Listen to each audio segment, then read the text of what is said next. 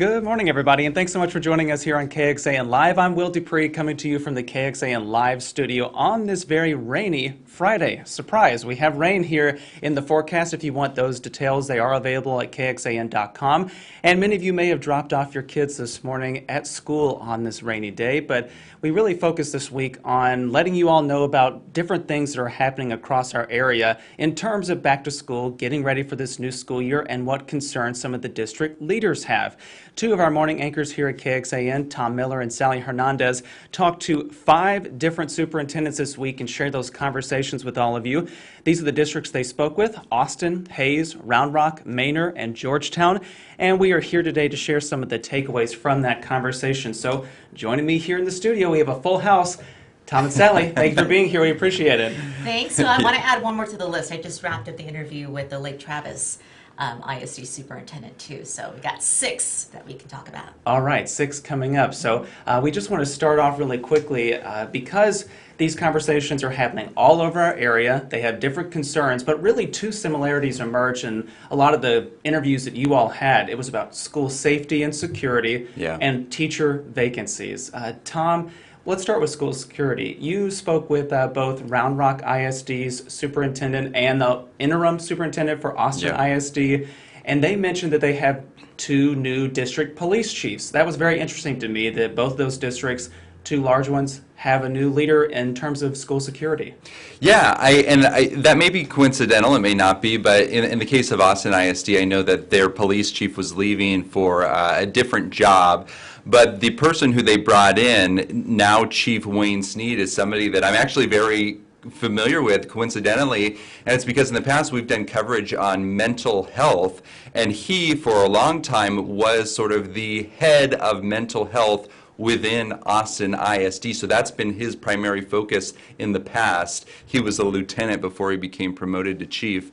But I shadowed him for several days, and we went to 911 calls where there were parents who were having mental health crises.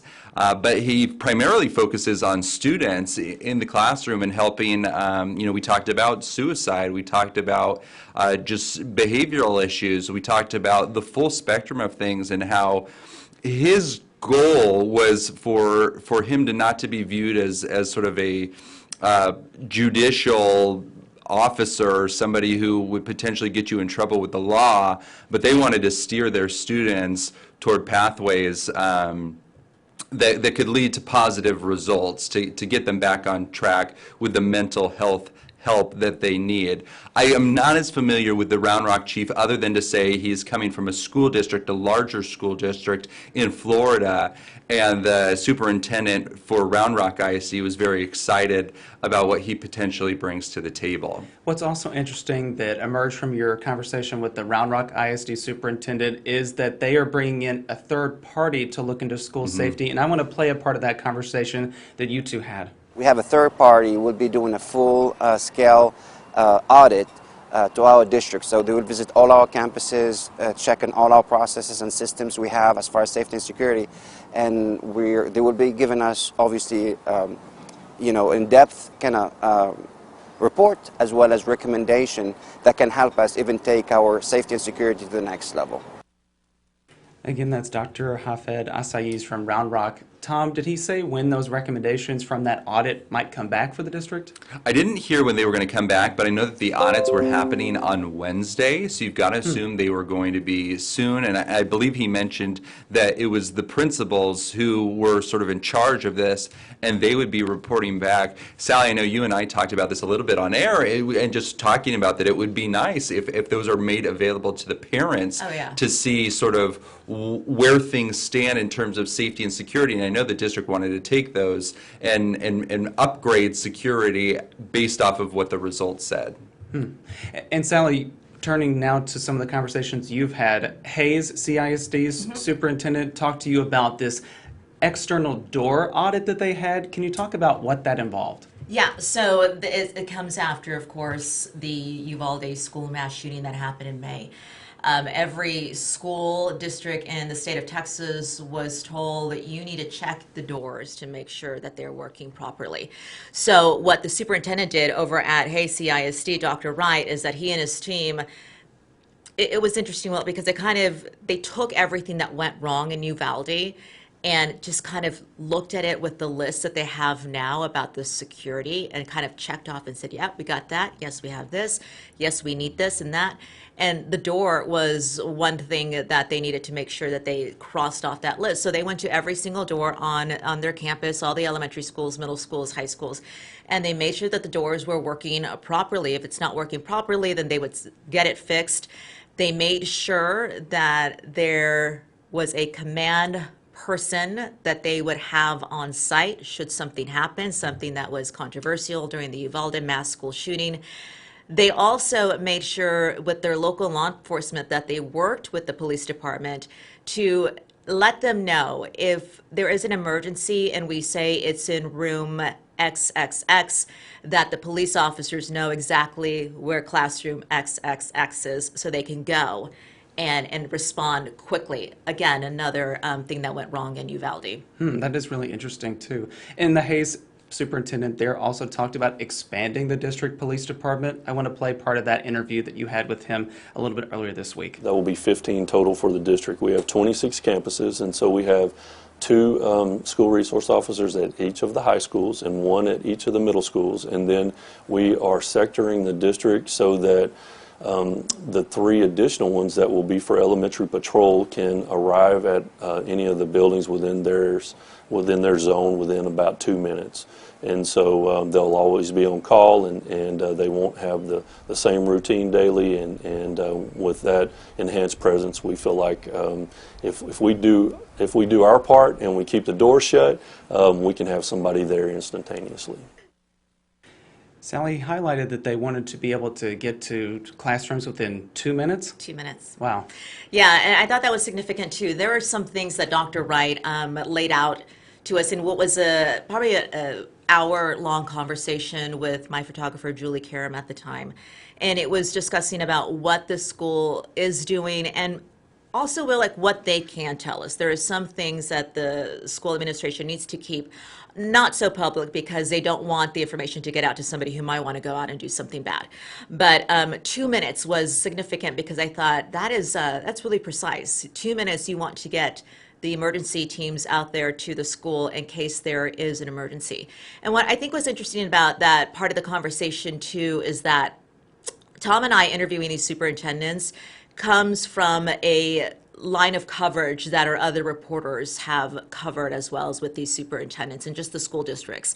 So the school districts, are doing many things. And one other thing that Dr. Wright talked about, how the school board was going to vote to go ahead and allow veterans to patrol the hallways of these schools and really the outside of the schools. They wouldn't be armed, but just another presence. So that was another thing we talked about. But the interview that we have online and the clip that you just showed was just another added security effort of making sure you have teams get there in 2 minutes. Well, if you're just joining us, we have morning anchors here at KXAN, Sally Hernandez and Tom Miller joining us, talking about the conversations they've had this week with 6 different superintendents, I should specify, because Sally just completed one not too long ago, and we'll have that a little bit later today on KXAN. We could spend, an hour talking about school safety and security, those kind of protocols, but I want to turn the page just a bit to the issue that a lot of districts are having as well, and that is the number of teacher vacancies that they have. Tom, you talked to the interim Austin ISD superintendent about this situation. What did he say about how this large district is doing here at the start of school? Well, I know it's improved significantly. When I talked with him, which was about 2 weeks ago, there were more than 500 openings, which is scary. I mean, quite frankly, if you're a parent, you're hearing that, and you're thinking, is my kid going to have a sub to start this school year? Are they potentially going to be in a classroom with 30 or 40 other students? I mean, those are the things you worry about as a parent. We do know that as of this week, they've made significant improvements. I believe the latest numbers were in the around 150 is where things still stand in terms of the number of teachers that they want to get hired. The most were at elementary schools, then middle schools, then high schools. But that's a big gap that they're closing, and hopefully they're able to do that quickly.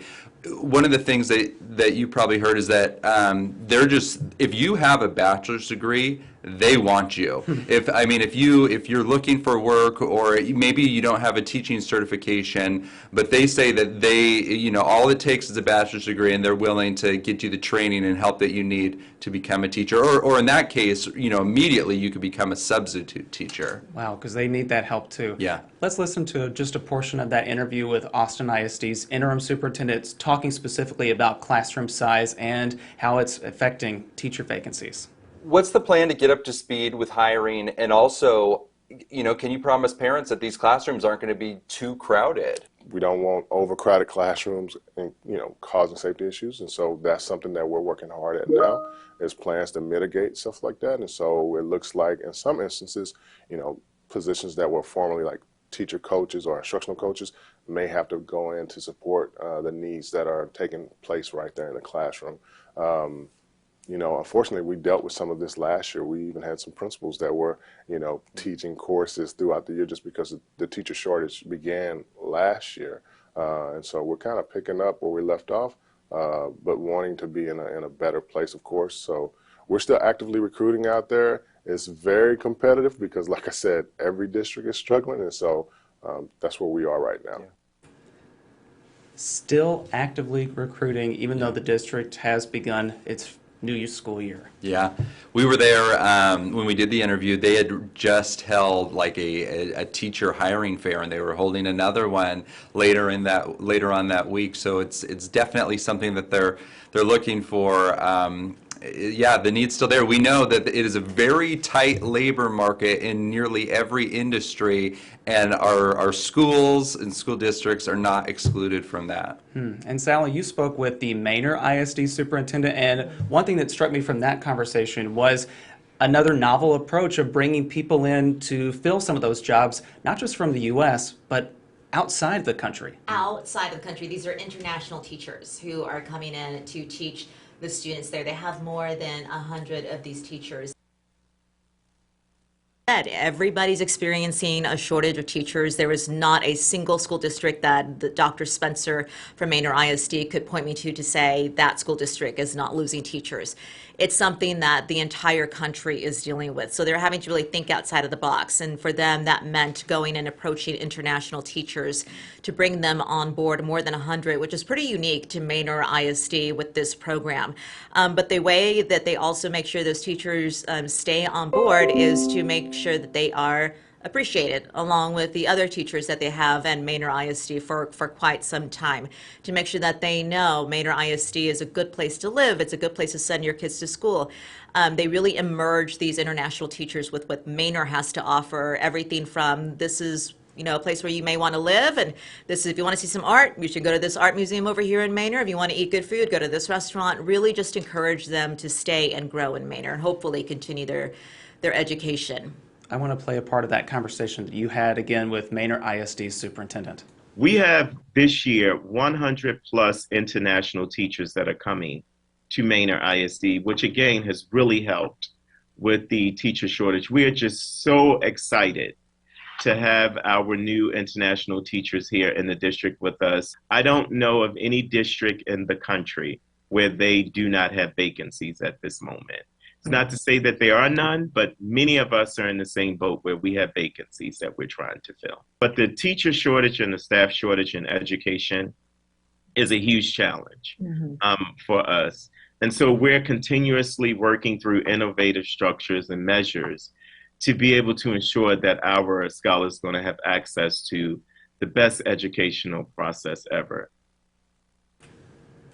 Again, that's from Manor ISD Superintendent. Sally and Tom, you all went all across our area to try to find some of these superintendents and get their thoughts about these topics. But one thing that really hasn't come up as much for some is the COVID-19 pandemic and the effect that's having. However, in Georgetown, where you live, Tom, the superintendent up there was saying that after 2 years of dealing with this pandemic, almost 3 years actually, they're changing things and bringing back something to the district for the first time. And what was that exactly? Well, it's outside volunteers. It's people who live in the community, whether that's a parent, maybe it's a grandparent. It's somebody who wants to help children grow and learn. And like you mentioned, they haven't done that for the last 2 years, and so they're they're really excited to have that opportunity. The Superintendent, Dr. Fred Brent, just mentioned that this can be the difference in whether or not a child gets that extra help with reading or with math or something simple like that, that during the pandemic you certainly weren't taking for granted. If your child was struggling with that and you were working a full-time job and the help just wasn't there. He just mentioned that just his excitement for that community and sort of reiterated the fact that as part of what he thinks makes Georgetown special is people willing to step up. Did he speak about how the volunteers might help kind of fill in where they're still looking for teachers to fill some of these positions? That's a good question. He didn't speak to that specifically, but you've just got to imagine. I've been there and I've done stories with volunteers, and they're able to work with students and pull them out of the classroom, take them to the library, for example, and teach them and help them with reading. And so if you were to have a situation where classes were a little more crowded than you would want them to be, having a student who's maybe struggling a little bit and being able to work with them one-on-one, you can see how not only that would help that one student, but it would help the rest of the students so they could focus on what they're doing in the class as well. Any help would be beneficial, Yes. it seems. Yeah. Sally, before we let you both go and enjoy the rest of your Friday, I want to ask you about what your conversation with Lake Travis Superintendent, what they had to share. Yeah, so that was really interesting too, Will. So Lake Travis ISD is growing. It's one of the school districts that says it's seen a bump in enrollment, about 5%. Austin, as Tom has covered, is losing enrollment when it comes to numbers. Lake Travis is seeing growth. So with that growth comes we need more schools, and we need more schools comes we need more money, and that's where the parents and the voters come in. So they're going to put something on the bond in November to ask for more schools. But I talked to Dr. Norton about what the new schools may potentially look like, and it has to do with working with their architecture firms to make sure that they have security changes in place. So these schools, should voters approve it, would have new features that other schools maybe haven't had before because of all the school shootings that we have had. So I thought it was a really interesting answer of how he works with the teams on how they build and design these schools to make sure that they can make them as safe as possible. Well, we will look forward to that conversation a little bit later today here on KXAN, so everybody tune in for that. Tom and Sally, thank you both for joining us after such a long morning for both of you. We appreciate it, and hope you enjoy the rest of your Fridays. Thank you. Bye-bye. All right, everybody. If you would like to review Tom and Sally's full conversations with 6 different superintendents here throughout our area, they are available right now on KXAN.com. You can also see them on the KXAN News mobile app that you can download onto your smartphone. Please do so if you haven't done so already.